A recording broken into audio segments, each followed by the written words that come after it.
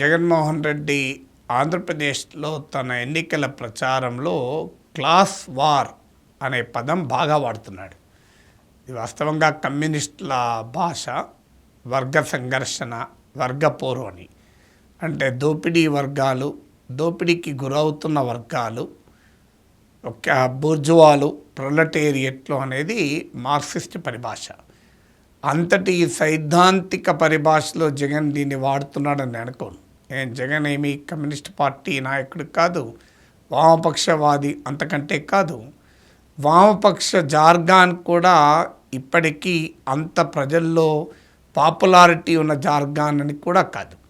మరి జగన్ వాడుతున్నది ఐడియాలజికల్ పరిభాష కన్నా ప్యూర్లీ పాలమికల్ పరిభాష. అంటే రాజకీయ వాద ప్రతివాదాలకు ఉపయోగపడే భాషలో మాత్రమే దీన్ని వాడుతున్నాడు.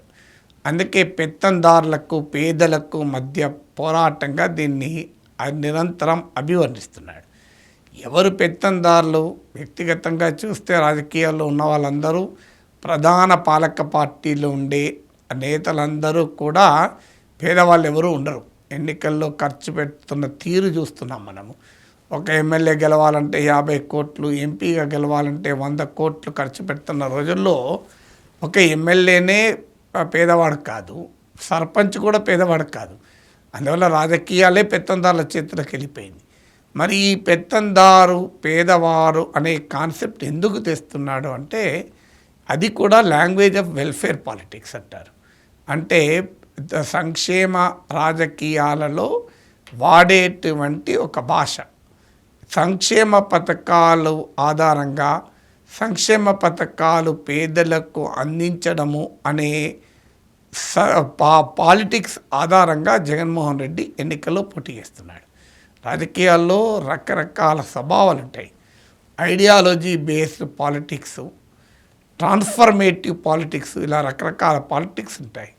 ఇది ప్యూర్లీ వెల్ఫేర్ పాలిటిక్స్ ఇప్పుడు జగన్మోహన్ రెడ్డి ఆంధ్రప్రదేశ్లో నడుపుతున్నాడు. ఈ వెల్ఫేర్ స్కీమ్స్ బెనిఫిట్స్ పేదలకు అందుతున్నాయి కనుక తన పాలిటిక్స్ను వ్యతిరేకించే వాళ్ళు యాంటీ పూర్ అనే ఒక పొలిటికల్ నరేటివ్ జగన్ బిల్డ్ చేయదలుచుకున్నాడు.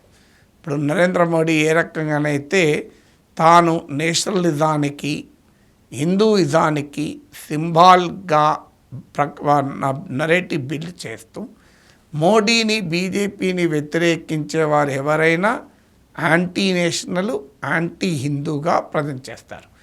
అందువల్ల ఇదొక పొలిటికల్ నరేటివ్ బిల్డింగ్లో ఒక భాగం. ఇవాళ రేపు ఆధునిక రాజకీయాలు ఏంటంటే నువ్వు ఏ నరేటివ్ బిల్డ్ చేస్తావు, ఏ పర్సెప్షన్ క్రియేట్ చేస్తావు, ఏ పొలిటికల్ కంటెస్టేషన్లో నీవు ఎలా ప్రజెంట్ చేసుకుంటావు, ఎలా పొజిషనింగ్ చేసుకుంటావు, ఎదుటి వారిని ఎలా పొజిషన్ చేస్తావు అనేది చాలా కీలకంగా మారిపోతుంది. సో అది మీరు మెసేజింగ్ పర్ఫెక్ట్గా చేయడానికి అవసరమైన ఒక ఎత్తుగడ. అంటే ప్రతి ఒక్కరూ తమకు తాముగా పొజిషనింగ్ చేసుకోవాలి. సో జగన్మోహన్ రెడ్డి తాను పేదవాడని కాదు, తానేమి డబ్బు లేక నిరాడంబర జీవితం గడుపుతున్న వారు కాదు. అధికారికంగా అఫిడవిట్లలో ప్రకటించిన ఆస్తుల వివరాలను బట్టి చూసినా దేశంలో వన్ ఆఫ్ ద రిచెస్ట్ పొలిటీషియన్లో జగన్మోహన్ రెడ్డి ఒకడు. అందువల్ల జగన్మోహన్ రెడ్డి పేదవారు కాదు, చంద్రబాబు నాయుడు పేదవాడు కాదు, పవన్ కళ్యాణ్ పేదవారు కాదు. సో ఇందులో ఎవరూ పేదవారు కాదు. అసలు విషయం ఏంటంటే మేము పేదల పక్షాన ఉన్నాము, మమ్మల్ని వ్యతిరేకించేవారు ధనికుల పక్షాన ఉన్నారు. ఇది ధనికులకు, పేదలకు, పెత్తందారులకు, పేదలకు జరుగుతున్న ఒక పోరాటంగా దీన్ని తీర్చిదిద్దడం ద్వారా ఒక భారీ ఓటు మొబిలైజేషన్కు ఒక ఎత్తుగడిది. అందుకే ఇక్కడికి ఆగడం లేదు. మీరు జగన్మోహన్ రెడ్డి ఓడిపోతే సంక్షేమ పథకాలు ఆగిపోతాయి, చంద్రబాబు వస్తే చంద్రబాబు నాయుడుకు ఉన్న ఎకనామిక్ రిఫార్మ్, ప్రో కార్పొరేట్ ఇమేజ్ని కూడా జగన్ ఎక్స్ప్లాయిట్ చేస్తున్నాడు.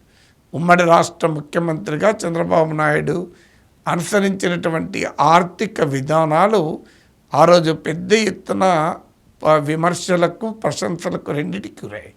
ఒక సెక్షన్ అతన్ని బాగా ప్రమోట్ కూడా చేసింది. చంద్రబాబు నాయుడు తనకు తానుగా సీఈఓగా ఆంధ్రప్రదేశ్ రాష్ట్రానికి ప్రజలు ఎన్నుకున్న ముఖ్యమంత్రిగా కాకుండా ఒక సీఈఓగా, ఒక బిజినెస్ ఎంటర్ప్రైజ్ ఉన్నటువంటి నాయకుడిగా, ఎకనామిక్ రిఫార్మ్స్ అమలు చేసే నాయకుడిగా, ఒక కార్పొరేట్ ఫ్రెండ్లీ లీడర్గా చంద్రబాబు నాయుడు ఒక ఇమేజ్ను పొందాడు.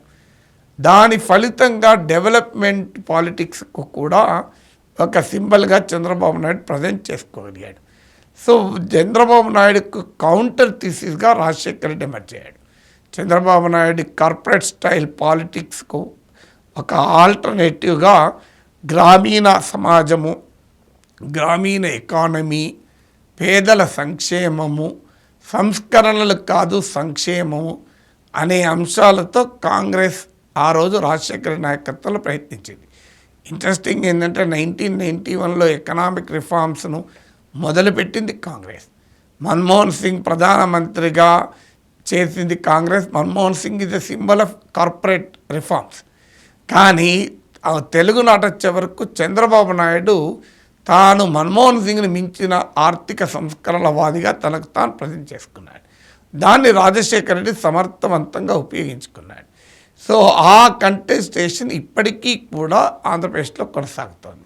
చంద్రబాబు నాయుడు ఈలోగా కొంత కోర్స్ కరెక్షన్ చేశాడు. ఇదేదో నష్టం తెస్తోంది, రాజకీయాల్లో నడవదు, corporate language, corporate model of development, corporate vision, అందువల్ల బిజినెస్లో నడిచింది పాలిటిక్స్లో నడవదని గుర్తించి ఒకప్పుడు ఉచిత విద్యుత్తును వ్యతిరేకించిన వాడు ఉచిత విద్యుత్తు ప్రామిస్ చేస్తున్నాడు. వెల్ఫేర్ స్కీమ్స్లో కూడా పోటీ పడుతున్నాడు. అఫ్కోర్స్ కార్పొరేట్ ఎకనామిక్ రిఫార్మ్స్ నుంచి సంపద సృష్టిస్తాను అనే నెరేటివ్ బిల్డ్ చేస్తూ వెల్ఫేర్ పాలిటిక్స్ను కూడా దీంట్లో లింక్ చేస్తున్నాడు. సంపద సృష్టించుతాను, సంపద పెంచుతాను, పంచుతాను అని. అందువల్ల చంద్రబాబు నాయుడు ఆ సంపద సృష్టి అనే బాట నుంచి ఏమీ మారలే. అదనంగా వెల్ఫేర్ లాంగ్వేజ్ను కూడా అడాప్ట్ చేసుకున్నాడు. జగన్మోహన్ రెడ్డి ప్యూర్లీ వెల్ఫేర్ లాంగ్వేజ్తోనే ఎన్నికల్లో దిగుతున్నాడు. అందువల్ల ఇది ఒక ఎత్తుగడ, పెత్తందారులు వర్సెస్ పేదలు అని చెప్పడం ద్వారా ఒక section of voters, poor and middle class ఓటర్లను అట్రాక్ట్ చేసేటువంటి ఒక పెద్ద ఎత్తుగడ.